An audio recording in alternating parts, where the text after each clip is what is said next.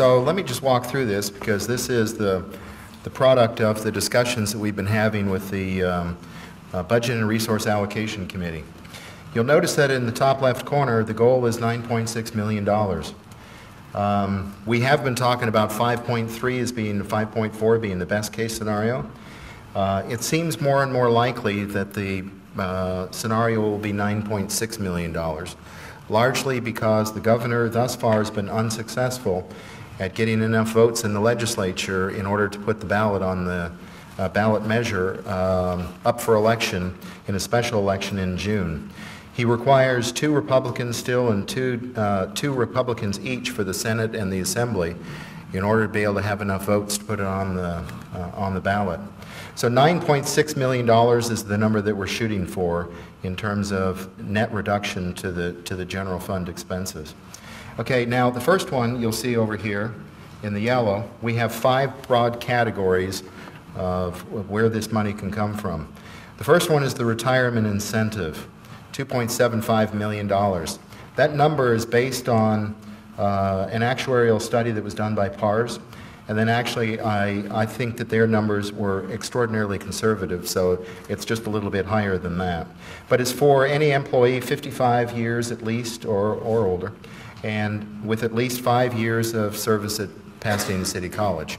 And of course, the driver of that is the fact that if you're paying a long-term employee a certain level, to the extent that you replace them, they actually start on a salary scale that's lower. And it's the difference between those that actually drives this. The second one is the non-filling of positions, and this is somewhat related.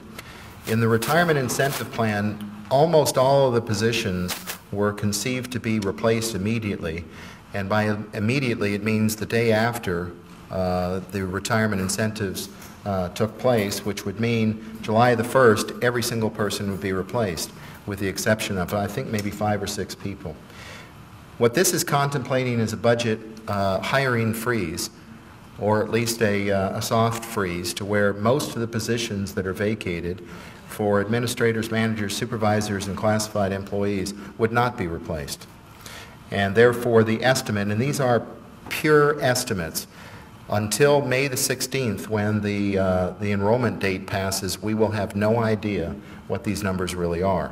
So, you know, our estimate is up to this point for $4.75 million in net reductions. Then we have the sections, net reduction of 300 credit sections. And what I did is took a guess at what those section costs might average, and the number that I came up with was $5,000. Now, some sections can cost us $14,000 and some can cost us $3,000.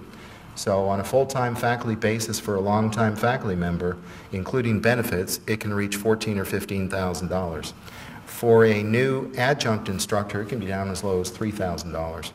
So until we know exactly which people and which sections, this is the best estimate, which is $1.5 million. Now, this is a net reduction. So we're talking about adding the critical sections that students have to have. Therefore, English 1A, Math 125. I mean, the sections that people actually have to have would be increased. And then there'd be, and by the way, all these are concepts for discussion, right? In the bottom corner it says draft, and it means that. These are not things that have been decided on. This is a menu from which possible choices can be derived. So we talked about dropping certain sections, which would involve activity classes, and those could be moved over to a fee-based structure. So that if a person wanted to take spinning, for example, then rather than having to take it 3 and 4 times here through petitions, that people could actually take those for a fee. Lifelong learning is the same thing. Examples of lifelong learning can be photography, can be ceramics. It can involve, you know, I mean, each one of the divisions probably has options that they can develop for lifelong learning. So it could involve accounting, you know, in terms of Patty Lynn, that people who don't want to get an associate degree and don't want to transfer, but still would like to learn it, can do so, but they wouldn't be subsidized by the state in order to allow us as much room as possible for students who are graduating from high school and are on their educational plan. We're also talking about the elimination of low-enrolled sections. So if a section doesn't have sufficient interest from the student, if we keep the section, of course, what we're really doing is we're blocking another section that could be taught that the students really do need. Another option is recalendering the year, which of course is coming out of the enrollment management of the possibility of moving and flipping the winter with the spring so that the winter intersession can follow the spring. Carnegie schedule, which is the Monday, Wednesday, Friday, Tuesday, Thursday schedule. Again, in order to increase the efficiency of what we have and the resources that are available. And finally, in this one is the resource in Schedule 25, which is the computer-based system to maximize, particularly in this case, classroom utilization, so that we can match available rooms with the needs of the faculty. What it means is that if we have a classroom that can hold 40 students, that we actually teach 40 students in that classroom. And if we have a classroom that holds 30, we're going to teach 30 in that classroom. If we're teaching 30 students in a room that holds 40, of course, there's an imbalance in terms of our resources. Okay, then the next one is revenue enhancement, which means, of course, that we're after earning more money. The last two, we don't have any idea yet because we actually have to do some studies in order to come up with estimates.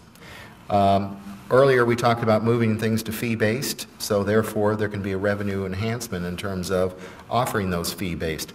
Contract education, PCC has a really great name in the community among businesses, among city council or the city hall in Pasadena, to where they want to have classes taught to their employees or their executives, their managers, whatever, and they come to us as the subject matter experts, and we can offer that. They don't want the credit, of course, but we can offer that as a contract education program. Continuing education, there are a lot of organizations, there are a lot of people that need CEU units, continuing education units. We talked about the possibility of adding F1 visa students, realizing that currently for about 1,000 students, our gross number is about $7.5 million. So if we were to double or treble that number, then of course you can do the math in terms of what it would mean to our bottom line. Distance education, and that can include internationals as well. So one of the possibilities is to have international students never step foot in the United States.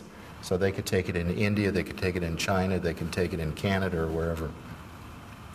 Increased grants speaks for itself, and to increase the activity of the PCC Foundation in terms of sponsorships of certain programs or the like. And then the last one is efficiencies.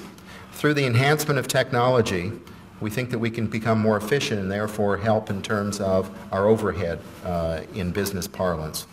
Energy reduction, again, through technology. We think that we can reduce our energy consumption and therefore cost. Duplicating costs through shared printing and using the big printers more frequently. Having a larger printer in a division office or in a department office rather than the individual units that run 24/7, 365. And then, of course, reduction in overtime stipends, reassigned time. Those speak for themselves as well.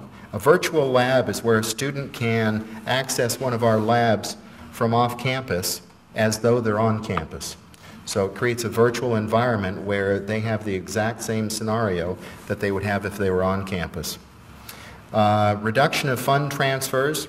At the end of each year, fiscal year, we sweep accounts out of the general fund, which means that if somebody underexpends money, then what we do is we take that money and we put it into one-time expense funds, such as the capital outlay fund or scheduled maintenance and various different funds.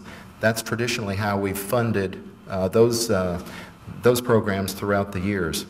But if we were to be able to sharpen our pencils and have fewer fund transfers, what it would mean is that people would actually have the number that they need in their budget and then would expend it. I guess what it means is that we can reduce budgetary levels, which would in turn have an effect on the fund transfer levels. Program viability, there are programs that at a certain moment should sunset, and we need to look at hourly workers and their relationship with the bargaining units and try to come up with a balance of how we can work out peak level work for hourly, whereas base level work would be done by unit workers. So that's a quick summary of where we are. We, as a committee, meet every other week on Friday afternoons, and we'll keep working on this as the budget develops. But what we're expecting, of course, is that within the next few days, and I think Thursday is the deadline to put the measure on the ballot, and then that will start to shut down options for us in terms of where we need to be. So, do you want to do questions now or at the end?